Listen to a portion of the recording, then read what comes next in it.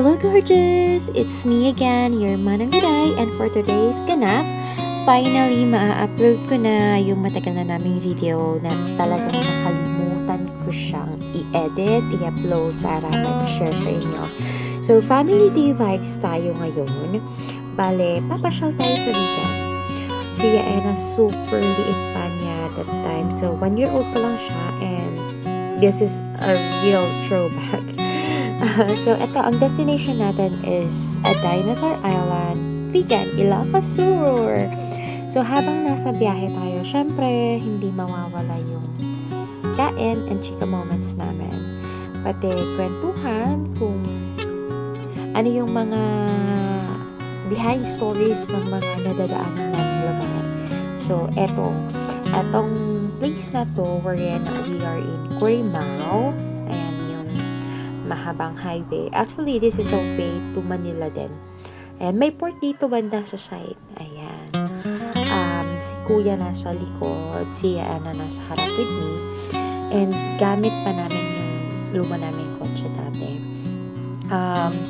Hindi siya tinted kasi patawag nito, yung Honda Civic ni Daddy yung magamit namin that time. Mainit sa loob kapag natatamaan ng sinag ng araw. So, bumiyahe talaga kami dyan ng super aga. So, ayan o, tingnan nyo, maliit pa yan si Yaena, wala pa talaga siyang mga buhok masyado. And there, we actually got a chance na mag-breakfast. Dumaan kami sa isang karinderya along the highway that is around Badok na ata to. So, ayan. Kain-kain muna tayo dyan. And pancit moment. And after that, eto na tayo. Palabas na ng Ilocos Norte. Ayan. Goodbye North muna, guys. So, excited ako that day. To be honest, kasi for the first time namin napapasyalan yung lugar. And at the same time, ang lalaki kasi ng mga nasa Facebook page nila. And for real, malaki talaga yung mga dinosaur. Merong mga tunog dinosaurs ka din na maririnig and everything. So, ayan. Very adventure talaga yung ganap, lalo na para sa mga kids. So, excited ako para sa mga anak ko. Babalik talaga kami dito, especially ngayong mas malaki na si Banana. Mas ma-appreciate pa niya to. Actually, nung napanood niya tong video na to, ayan, sabi niya, wow, I want to go there. This is, ito yung sinasabi ko pala sa inyo kanina na nagkukwento kami ng mga nadadaanan namin, like this church, yan. So, napagkwentohan nga namin yan, what is the behind stories, or mga lumang story ng mga matatanda, wherein nakita daw, dati nila yung patron ng or santo ng church sa may beach. Ayan. So, eto kami. Ayan. Si Kuya nasa likod. Ayan, nakikita nyo yung mga patawag na ito, yung mga nakalagay sa window ng car. Ayan yung sinasabi ko na mainit kasi. Tumatama yung sinag ng araw. So, ayan. Hindi kasi tinted yung gamit namin car that time. Pero, kahit ganon, nakakapasyal kami, and ayan, masaya yung mga bata, masaya din kami ni Daddy. So, eto na tayo, San Vicente. Actually, itong vlog na to is family day, enjoyment, and ayan, here we are, Dinosaur Island na, guys. So, eto na siya. At yung sinasabi ko na napakaganda talaga at napaka-adventurous for your kids. Ayan.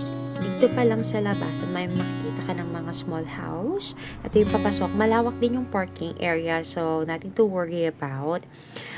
Jungle vibes yung effect niya. Kaya, dyan pa lang sa labasan, makikita mo na yung madaming puno and everything. May kainan dito sa side. May pinaka-canteen sila. So, ayan.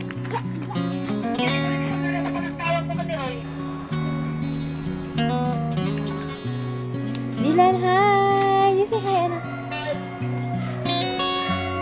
Guys, Anna, you're up!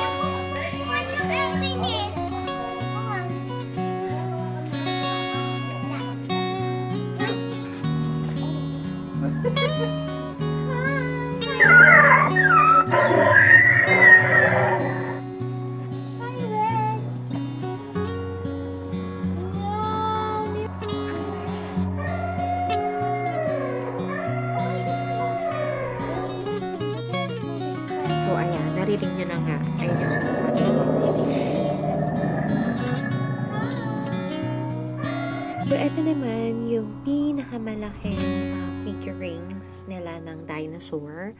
Ayan, talagang gumagalaw yung pinaka-ulo ng dinosaur niya. Very realistic. Sabi ko nga, very adventurous tong araw na to. Meron pa silang ibang parts na sasakay kayo ng train, ganyan, and ililipot kayo sa boat.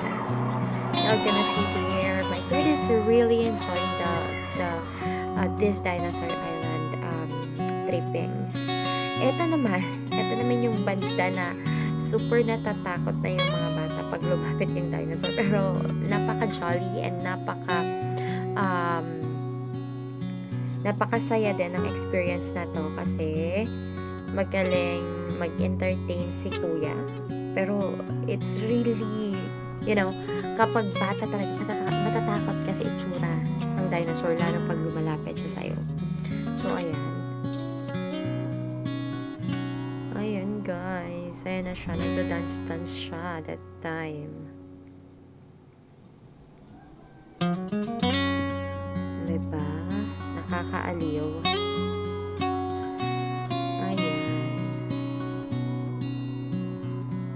What I learned with these trippings, actually, with this, yung paglabas-labas namin ng norte is, kailangan nyo rin, isang beses sa isang buwan, maglaan ng oras para sa pamilya, para sa mga anak, for you to have this month, na, alam niyo yun, just a little reward. Akala nyo yung reward is para sa mga bata, but it's for you, like, makakaano ka yung saya na nakikita mo sa kanila is a way of recharge your inner self. Maaano din yung inner child mo. Para sa akin, kung meron lang talaga mas madaming, kung meron lang mas malaking income, mas dadalasan namin yung ganito, pero we are actually very thankful dahil at kahit isang beses sa isang buwan or dalawang buwan, we can still have this kind of bonding na lumalabas kami, pumapasyal kami sa mga ganitong lugar, and you guys must do that as well. As a parent, na-realize ko na yung pagkakaroon ng time para sa mga anak, para sa pamilya is very important. Nagkakaroon kayo ng mas nagiging close yung mga bata sa inyo, mas nagiging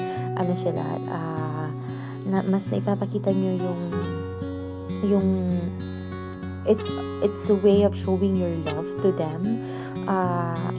Sabi ko nga, it's a way of you giving them the treatment na parang rewards yon sa mga accomplishment nila sa school or pero yun na nga, mag-e-enjoy na sila, nag-e-enjoy ka pa, at the same time, the bond of love is there. So, ayan, ito, balik ulit tayo sa pamasyal. I'm sorry hindi ako masyadong magaling mag-explain. Ayan, so ayan, dito sakay tayo sa train. Ayan guys, hindi ko malaman kung parang mga Egypt vibes yung nito, yung epic, pero maganda dyan, all in, maganda talaga yung experience namin dyan, at uulitin namin for sure. Ipon lang ng konti, wala pa tayong pambili ng gas pagpunta ng Vigan. So, eto na tayo.